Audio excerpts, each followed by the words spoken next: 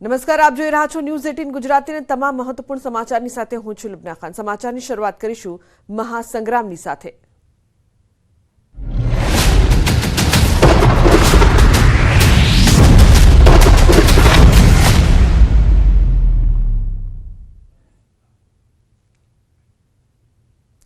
मुख्यमंत्री भूपेन्द्र पटेले अमित शाह माटे कर्यो प्रचार। बोड़कदेव विस्तारमां सोसायटीमां प्रचार दरमियान मुख्यमंत्रीनुं मोटुं निवेदन। देशमांथी सौथी वधु मतदान करी अमित शाहने दिल्ही मोकलवा आह्वान कर्युं। 100% मतदान साथे अमित शाह दिल्ही मोकलवा आह्वान। बोड़कदेव खाते सोसायटीना चेरमेन अने सेक्रेटरी साथे पण તેમણે संवाद कर्यो हतो।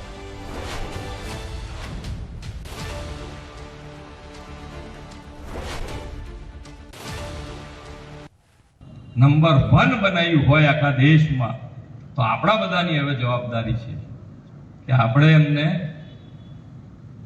દેશમાં સૌથી વધારે વોટ આપી અને દિલ્હી મોકલી। આપણે એક વોટ એક દાડા માટે એક વોટ આપતા જતા કેટલી મિનિટ લાગે, એટલે તમે બધા 100% વોટિંગ કરો અને 100% વોટ સાથે આપણે માન્ય અમિતભાઈ ને દિલ્હી મોકલીએ એ જ અભ્યર્થના। તો સૌથી વધુ મતદાન કરીને શાહને દિલ્હી મોકલવાના છે તેવું નિવેદનની સાથે સાથે તેમણે આહવાન કર્યું છે 100% મતદાન માટે। પ્રચાર દરમિયાન સીએમ ભૂપેન્દ્ર પટેલનું નિવેદન સામે આવ્યું હતું। ખાસ તેઓ પ્રચાર કરવા માટે પહોંચ્યા હતા ત્યારે 100% મતદાન કરવા માટે તેમણે અપીલ કરી હતી। મહત્વનું છે કે વિકાસના જે પ્રકારના કાર્યો કરવામાં આવ્યા છે ત્યારે આપણી ફરજ બની છે કે તેમને દિલ્હી મોકલીએ તેવું પણ તેમણે નિવેદન આપ્યું।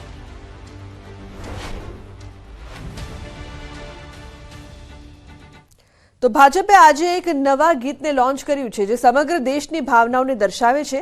દેશના ખૂણા ખૂણાથી દરેક ભાષાને બોલનારા અલગ અલગ પૃષ્ઠભૂમિના લોકો એક સ્વરમાં એક જ વાત કરી રહ્યા છે। हमारा सामूहिक सपनाओं उड़ान भरी छे। सपने नहीं हकीकत बुनते हैं, तभी तो सब मोदी को चुनते हैं।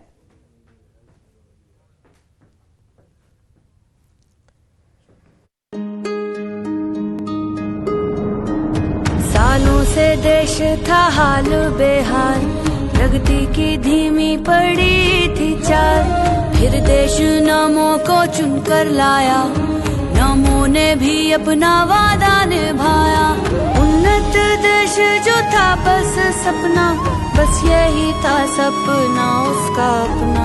चुनता रहा वो राह सही, जो जनहित में हो चुना वही।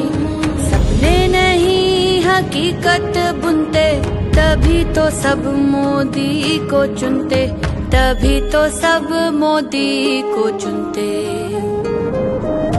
भारत को ही माने अपनी माता, देश की जनता है उसका विधाता। नाम से पहले वो काम को चुनता, तभी तो उसकी हर कोई सुनता। भारतीय नारी विश्व पे भारी, और थर थर कांपे भ्रष्टाचारी। उन्नत भारत का लोहा मनाया, रहा जमी पे चर्चा आसमां तक छाया।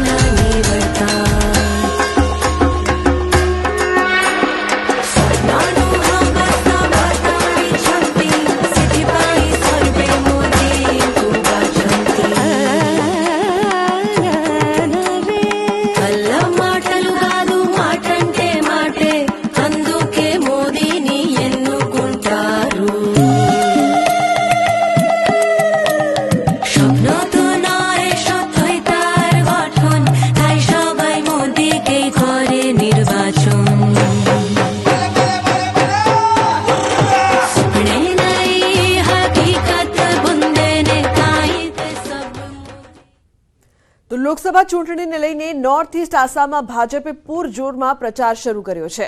ગૃહમંત્રી અમિત શાહે તિનુસુખિયામાં રોડ શો કર્યો. ન્યૂઝ 18 આસામના સંવાદદાતાએ ગૃહમંત્રી અમિત શાહ સાથે ખાસ વાતચીત કરી. इस समय हमारे साथ उपस्थित है भारत के गृह मंत्री अमित शाह जी और उनके साथ हम कुछ बात करना चाहेंगे क्योंकि चुनावी सिलसिले से वो तिनसुकिया में आए हैं और रोड शो के दौरान वो अभी चल रहे हैं हमारे साथ. सर आपको बहुत बहुत स्वागत न्यूज़ 18 में. पहले आपसे पूछना चाहेंगे कैसा लग रहा है, जैसे सर्वांग सोनवार के लिए प्रचार करने के लिए आप तिनसुकिया में आए हैं, कैसा लग रहा है आज आसाम में आके? देखिए बहुत अच्छा लग रहा है और आसाम में जिस प्रकार का परिवर्तन नरेंद्र मोदी जी ने किया है इसका बहुत ह्यूज समर्थन, बड़ी मात्रा में समर्थन आज तिनसुकिया डिब्रूगढ़ जैसे इंटीरियर जिलों में भी मिल रहा है. ये हमारे लिए बहुत आनंद की बात है. सर और एक बात पूछना चाहेंगे, जैसे उत्तर पूर्व में उत्तर पूर्व में 25 सीटें और असम में 14 सीटें, क्या बोलना चाहेंगे बीजेपी को कितना सीट पर उत्तर पूर्व? आसाम में बीजेपी 12 सीटें कम से कम जीतेगी और उत्तर पूर्व में भी एनडीए के सभी एलाइज चुनाव जीतने जा रहे हैं. एक दो जगह छोड़कर हम सब जगह मजबूत है और बहुत अच्छे नतीजे आएंगे. 19 में भी नॉर्थ ईस्ट ने मोदी जी का समर्थन किया था, बीजेपी का समर्थन किया था, 24 में भी करेगा और मजबूती के साथ करेगा. सर आप देखा जाए तो पहले 19 के चुनाव में भी देखा जाए तो बीजेपी ने 25 सीटें और जैसे असम में भी 14 सीटें मिली थी, इसके बारे में क्या कहना चाहेंगे इस बार? देखिए हम हमारी सीटों में और मार्जिन में दोनों में बढ़ोतरी करेंगे.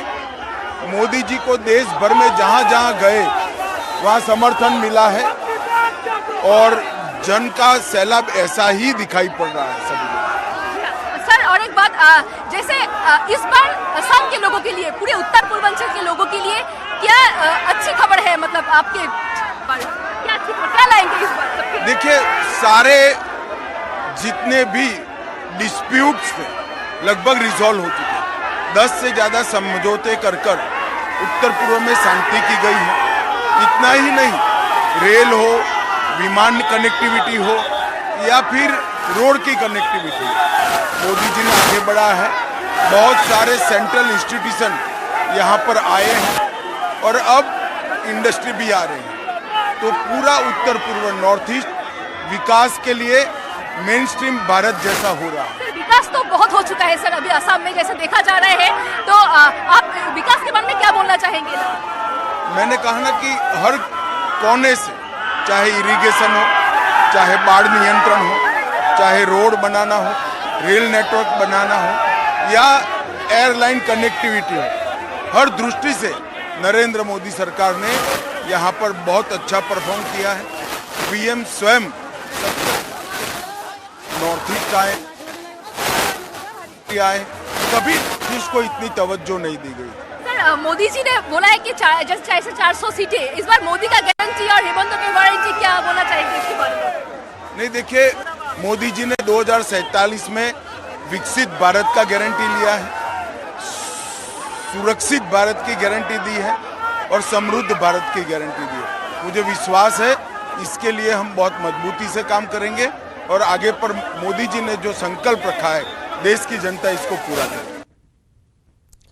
તો ગુજરાતમાં કોંગ્રેસમાં 4 બેઠકને લઈને ગૂંચ. આજે કોંગ્રેસ પ્રભારી મુકુલ વાસનિક ગુજરાત આવશે. અમદાવાદમાં પદાધિકારીઓ સાથે કરશે બેઠક. પ્રવક્તાઓ લોકસભા મીડિયા કોઓર્ડિનેટર સાથે બેઠક.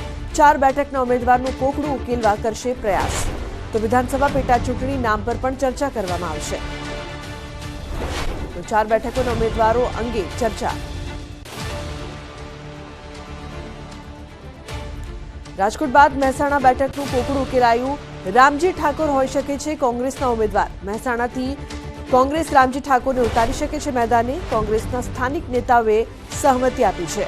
તો મહેસાણા કોંગ્રેસ હાઈકમાન્ડને મોકલ્યું નામ. દિલ્હીથી ગમે ત્યારે થઈ શકે છે સત્તાવાર જાહેરાત. મહેસાણામાં હવે ઠાકોર સામે પાટીદારનો જંગ. હરિભાઈ પટેલ સામે રામજી ઠાકોર લગભગ નક્કી છે. તો રામજી ઠાકોર સામાજિક સંસ્થાઓ સાથે પણ સંકળાયેલા છે. 2017માં કોંગ્રેસમાંથી લડ્યા હતા વિધાનસભાની ચૂંટણી. ખેરાલુ બેઠક પરથી લડ્યા હતા વિધાનસભા ચૂંટણી.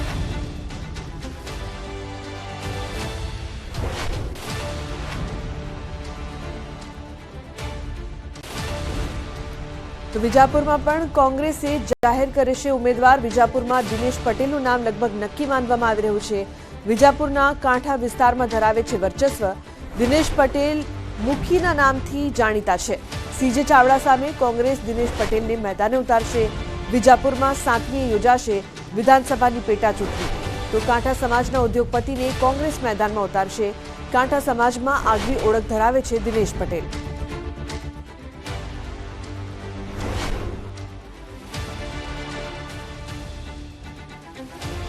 તો શક્તિસિંહ ગોહિલની વડોદરા મુલાકાત. વડોદરામાં કાર્યકર્તાઓ સાથે બેઠક કરી. જશપાલસિંહ પઢિયારના પ્રચાર અર્થે માર્ગદર્શન બેઠક.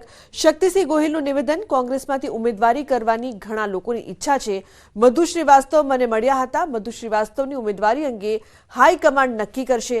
રૂપાલા રાજકોટ બેઠક પરથી લડશે તો પરેશ ધાનાણી પણ ત્યાંથી લડશે. લોક લાગણીને માન આપીને જો પક્ષ મને કહેશે તો હું પુરુષોત્તમભાઈ રૂપાલા ઉમેદવાર હશે તો એના સામે હું કોંગ્રેસ પક્ષ કહેશે તો હું ચૂંટણી લડીશ. આ વાત એમણે કરી છે. કોંગ્રેસમાં કોઈ તકલીફ નથી. તમે જોયું હશે આજે પાર્લામેન્ટની બેઠક માટે ભીખાભાઈ રબારી, ગુણવંતભાઈ મકવાણા બધાએ સાથે મળીને કહ્યું કે નહીં, જસપાલસિંહ બરાબર છે, અમારે ત્યાં ઉમેદવારી માટેની લડાઈ નથી, પ્રેમનું સમીકરણ છે. તો વાઘોડિયામાં પણ પ્રેમથી બધા ભેગા થઈને જે કોઈ ઉમેદવાર આવશે એને સ્વીકારશે. મધુ શ્રીવાસ્તવનું મોટું નિવેદન, વાઘોડિયા બેઠક પરથી હું પેટા ચૂંટણી લડવાનો જ છું. ભાજપ સિવાય કોઈ પણ પક્ષમાંથી લડી. શક્તિસિંહ ગોહિલ મારા મિત્ર છે. હું ચા પીવા આવ્યો હતો. તમને પહેલા કહી ચૂક્યો છું લડવાનું, જીતવાનું બસ. લડવાનું, કોઈ બી પાર્ટી, ભાજપ છોડીને કોઈ બી પાર્ટી આવે એના જોડે લડવાનું. ચાહે આમ પાર્ટી આવે, ચાહે જે બી પાર્ટી આવે એનાથી લડવાનું. બાકી આ પક્ષ તો નક્કી. ચર્ચા કોઈ કશું નહીં. ચર્ચા તો ખાલી ચા પીધી ના ચર્ચા થઈ છે. રાજકીય ચર્ચા નથી થઈ. તો બનાસકાંઠામાં ચૂંટણીનો જોરદાર જંગ જામ્યો છે. લોકસભા ચૂંટણી માટે ભાજપ અને કોંગ્રેસ બંને પક્ષના મહિલા ઉમેદવારો પ્રચારમાં એડી ચોટીનું જોર લગાવી રહ્યા છે. ત્યારે કોંગ્રેસ ઉમેદવાર ગેનીબેન ઠાકોરે ડીસાના ગ્રામ્ય વિસ્તારોમાં સભા ગજવી હતી, જેમાં તેમણે ભાજપ પર આક્ષેપ કર્યા કે જિલ્લાની બેંકના અધિકારીઓ પાસેથી ફરજિયાત ₹1000 ચૂંટણી ફંડ લેવામાં આવી રહ્યા છે. તો સાથે એવો પણ આક્ષેપ કર્યો કે પાટણ લોકસભા ક્ષેત્રમાંથી બનાસકાંઠા લોકસભા ક્ષેત્રના મતદારોની નોંધણી કરાવાઈ રહી છે. સભામાં યુવાનો ગેનીબેન સાથે સેલ્ફી પાડતા પણ નજરે પડ્યા હતા.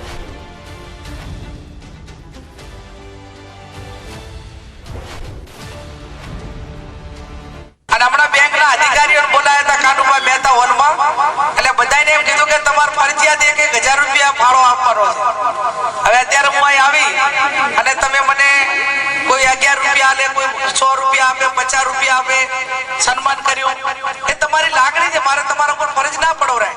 બનાસકાંઠા જિલ્લાના 20 લાખ મતદારો ઉપર ભાજપ વાળાને ભરોસો નથી. અને નથી એટલા માટે કે છેલ્લા 1 મહિનામાં વડગામ તાલુકા અને રાધનપુર તાલુકાના ઘણા બધા મતદારો એ પાટણ જિલ્લાના પાલનપુરની અંદર દાખલ કર્યા, બાબરની અંદર દાખલ કર્યા. એટલે એનો અર્થ એ થયો કે બનાસકાંઠાના 20 લાખ મતદારો ઉપર એમને ભરોસો ના હોય ત્યારે એમને પાટણથી લઈને દાખલ કરવા પડે. તો જૂનાગઢના ખોરાસા ગ્રામ પંચાયતના તમામ સભ્યો જોડાયા છે ભાજપમાં. મોટી સંખ્યામાં ગ્રામજનોએ પણ ભગવો ખેસ ધારણ કર્યો. સાંસદ રાજેશ ચુડાસમા, દિલીપસિંહ સિસોદિયા અને ભાજપ આગેવાનોએ તમામનું ખેસ પહેરાવીને ભાજપમાં સ્વાગત કર્યું. માળિયા હાટીનાનું ખોરાસા ગામના આગેવાનો દ્વારા ખોરાસા ગામમાંથી ભાજપને સૌથી વધુ મત મળશે તેવો આશાવાદ વ્યક્ત કર્યો છે.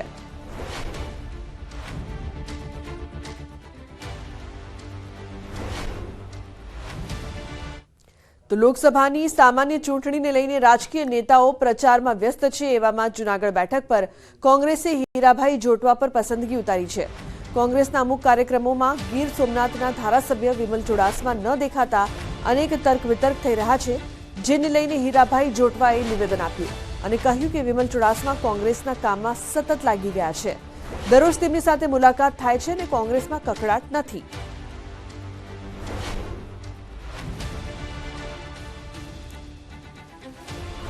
ભાઈ શ્રી વિમલભાઈને એમના ઘરે જઈને એમની સાથે ચર્ચાઓ કરીને એક જ નામ મૂક્યું છે.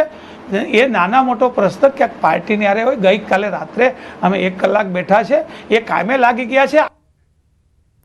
અને મહત્વપૂર્ણ સમાચારની વાત કરીએ તો જૂનાગઢ લોકસભા બેઠકના કોંગ્રેસના ઉમેદવાર હીરાભાઈ જોટવા પીળા રંગના કપડામાં જોવા મળે છે, જેને લઈને તેઓ સતત ચર્ચામાં પણ રહેતા હોય છે. સતત ચર્ચામાં રહ્યા બાદ આજે પણ તેમણે પીળા કપડાં પહેરવા પાછળના કારણ પરથી પડદો ઉચક્યો. તેમણે કહ્યું કે ભગવાન શ્રી કૃષ્ણને પીળો રંગ પ્રિય હોવાના કારણે તેઓ પીળા કપડાં પહેરે છે. સાથે ઉમેર્યું કે પીળા કપડાં તેમને વૈચારિક શક્તિ આપે છે. કેશોદ વિધાનસભામાંથી ચૂંટણી લડેલા હીરાભાઈ જોટવા તે સમયે પણ પીળા પરિધાનમાં જોવા મળતા હતા. સાથે તેમણે કહ્યું કે તેઓ આજીવન પીળો કુર્તો જ પહેરશે.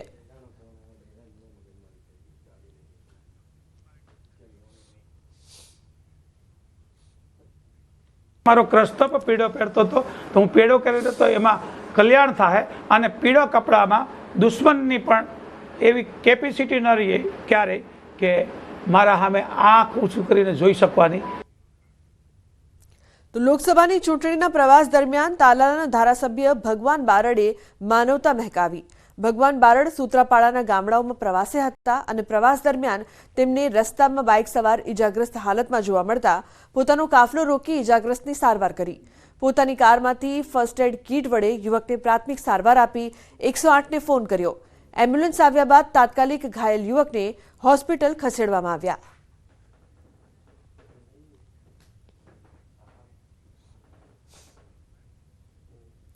તો દેશમાં વિવિધ રાજકીય પક્ષોએ પ્રચાર શરૂ કરી દીધો છે. ત્યારે 23 બારડોલી બેઠકના ભાજપના ઉમેદવાર પ્રભુ વસાવા મહુવા કરચેલિયા ખાતે ખરવન શક્તિ કેન્દ્રના પ્રચાર કરતા જોવા મળ્યા હતા.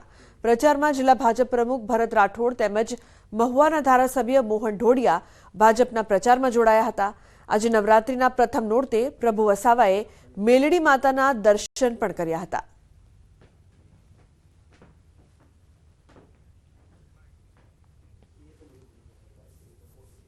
જ્યાંથી પાર્લામેન્ટ સુધીના વિકાસની લાઇનમાં અનેક ઘણા વિકાસના કામો થયા છે, અને સાથે પ્રજા કલ્યાણકારી યોજનાઓ, સર્વ સમાજને સ્પર્શતો વિકાસ, સર્વવ્યાપી વિકાસ અને દેશનો સર્વાંગી વિકાસ આ પહેલી વખત ભારતીય જનતા પાર્ટીના શાસનમાં દેખાઈ રહ્યો છે. અને આ વિસ્તારમાંથી પણ ફરીથી કમળના નિશાન પર મતદાન કરીને દિલ્હી સુધી ચૂંટીને મોકલવા માટે લોકોએ ખૂબ ભારે મતોથી જીતાડીને મોકલવા માટેની નેમ લીધી છે. તો સામાજિક મહિલા અગ્રણી કાજલ હિન્દુસ્તાનીએ મોરબીની પાટીદાર દીકરી મુદ્દે આપેલા નિવેદનને લઈને પાટીદારોમાં રોષ યથાવત છે. વિરોધની આગ વધુ ને વધુ વકરતી જાય છે. ત્યારે મોરબીના બાપા સીતારામ ચોકમાં પાટીદાર મહાસંમેલન યોજાયું હતું, જેમાં હજારોની સંખ્યામાં પાટીદારો એકઠા થયા હતા અને કાજલ હિન્દુસ્તાની સામે લડી લેવા માટે એક સુરે અવાજ ઉઠાવ્યો હતો. કાજલ હિન્દુસ્તાની માફી ન માંગે તો ચૂંટણી બાદ પણ વિરોધ યથાવત રહેશે તેવી ચીમકી ઉચ્ચારી હતી.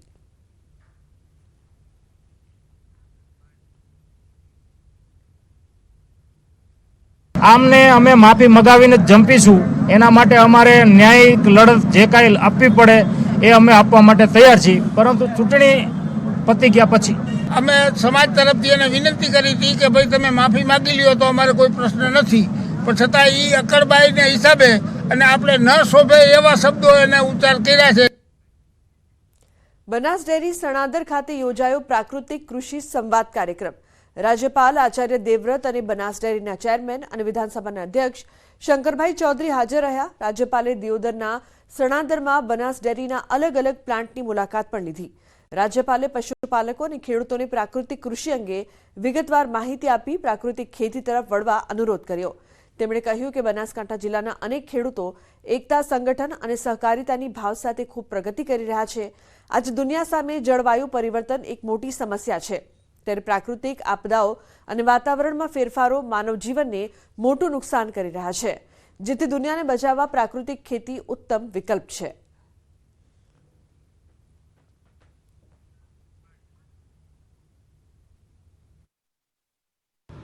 यदि गुजरात में अन्य क्षेत्रों की तरह इस बनासकांठा के इलाका क्षेत्र में प्राकृतिक खेती का अभियान साथ में चल जाए तो आप लोग जैसे डेयरी के माध्यम से आगे बढ़ रहे हैं वैसे खेती के उत्पादन की भी बहुत बड़ी आमदनी आपकी बढ़ सकती है। અને બનાસકાંઠા જિલ્લાની અંદર આપણે ભેગા મળીને આ કામને આગળ લઈ જઈએ તો ખેડૂતની આવકમાં પણ વધારો થશે અને બનાસકાંઠા જિલ્લો એક આપણે એવો જિલ્લો બનાવીએ કે જે પ્રકૃતિની સાથે બધા લોકો રહેતા હોય, અહીંયા વૃક્ષો પૂરતા પ્રમાણમાં હોય, એના માટેનું અભિયાન આપણે કેટલાક વર્ષોથી ચાલુ કર્યું છે। એ પણ કામ સાથે સાથે આપણે કર્યું છે કે ડુંગરાઓ ઉપર મોટા પ્રમાણમાં સીડ બોલ નાખીને ત્યાં વનરાજી ઊભી થાય તો આ ધરતી ઉપર વરસાદ વધારે આવે અને એનું પાણી આ ધરતી ઉપર બનાસની ધરતી ઉપર આવે અને બનાસકાંઠા જિલ્લો પાણીદાર જિલ્લો બની શકે। તો બનાસકાંઠા રાજ્યપાલ આચાર્ય દેવવ્રતનો વિડીયો વાયરલ। રાજ્યપાલે સણાદર બનાસ ડેરીની મુલાકાતે હતા। આચાર્ય દેવવ્રતે હાથમાં કરતાલ લઈને ભજન કીર્તન કર્યા। બનાસ ડેરીના એમડી સંગ્રામસિંહ સાથે રાજ્યપાલે ભજન કીર્તન કર્યા। રાજ્યપાલ આચાર્ય દેવવ્રતનો ભજન કીર્તન કરતો વિડીયો વાયરલ।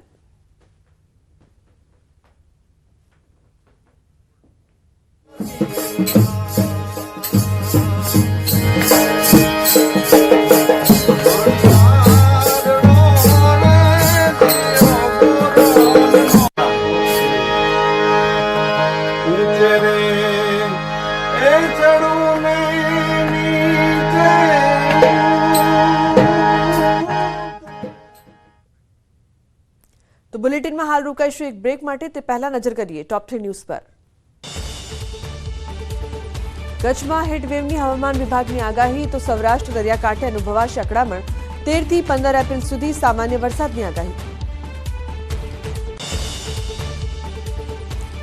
ગુજરાતમાં 4 બેઠકના ઉમેદવારનું કોકડું ઉકેલવા મુકુલ વાસનિક આવશે ગુજરાત। વિધાનસભા પેટા ચૂંટણીના નામ પર કરાશે ચર્ચા।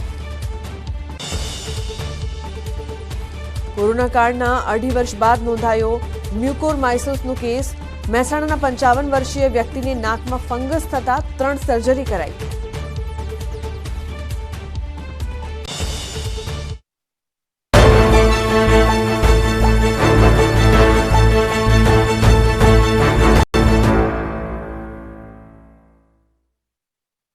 लूबी पंप्स, फ्लो नहीं फोर्स।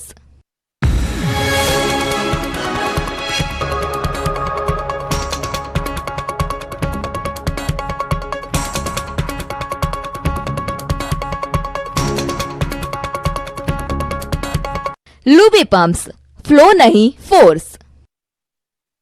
હોટેલ મેનેજમેન્ટના ભાવે ખરીદી શરૂ કરવામાં આવી। ધાનેરા તાલુકામાં 10,400 થી વધુ ખેડૂતોએ ટેકાના ભાવે રજીસ્ટ્રેશન કરાવ્યું છે, જેથી ખેડૂતો મોટી સંખ્યામાં રાયડો લઈને આવી પહોંચ્યા। ધાનેરા તાલુકા સંઘ ખાતે 15 કાંટા લગાવી રાયડાની ખરીદી શરૂ કરવામાં આવી હતી। ખુલ્લા માર્કેટ કરતાં વધુ સારા ટેકાના ભાવ મળતા ખેડૂતો ખુશખુશાલ દેખાયા। આણંદ જિલ્લાના તારાપુર તાલુકાની ખેડૂતોની સંસ્થા એપીએમસીમાં ઘઉંની સિઝન શરૂ થઈ। ખેડૂતો તેમના ઘઉં લઈ હરાજીના માધ્યમથી વેચાણ માટે તારાપુર એપીએમસી આવી પહોંચ્યા। તારાપુર ખેતીવાડી ઉત્પન્ન બજાર સમિતિમાં ખંભાત, તારાપુર, ધોળકા, સોજિત્રા, માતર, પેટલાદ, બાવડાના ખેડૂતો ઘઉં વેચાણ માટે આવી રહ્યા છે। આ વર્ષે ઘઉંની સિઝન નબળી છે, તેમજ વાતાવરણમાં આવેલા બદલાવને કારણે ઘઉંના ભાવ ઓછા મળ્યા। કમોસમી વરસાદ અને ગરમીની આગાહી વચ્ચે ખેડૂતો માટે રાહતના સમાચાર। ખાનગી હવામાન એજન્સી સ્કાયમેટે ચોમાસું સારું રહેશે તેવી કરી આગાહી। એજન્સીએ ચોમાસાની સિઝન 102% રહેવાની કરી આગાહી। ચોમાસાની શરૂઆતમાં અલ નીનોની અસર દેખાઈ શકે। દેશના દક્ષિણ પશ્ચિમ અને ઉત્તર પશ્ચિમમાં સારા વરસાદની આગાહી, એટલે કે પશ્ચિમ તટે આવેલા ગુજરાતમાં સારા વરસાદની આગાહી વ્યક્ત કરાઈ। ગુજરાતમાં આકરી ગરમી વચ્ચે વરસાદની આગાહી। 13 થી 15 એપ્રિલ સુધી ગુજરાતમાં હળવો વરસાદ થઈ શકે। 13 એપ્રિલે વલસાડ, નવસારી, સુરત, ગીર સોમનાથમાં વરસાદની આગાહી। 14 અને 15 એપ્રિલે છોટાઉદેપુર, દાહોદ, નર્મદા, ગીર સોમનાથમાં વરસાદની આગાહી। કચ્છ જિલ્લાના રહીશો માટે એલર્ટ। આગામી 3 દિવસ કાળઝાળ ગરમી માટે રહેજો તૈયાર। 3 દિવસ કચ્છમાં હીટવેવની આગાહી કરવામાં આવી। ગુજરાતના કાંઠામાં ઉકળાટભર્યું વાતાવરણ રહી શકે।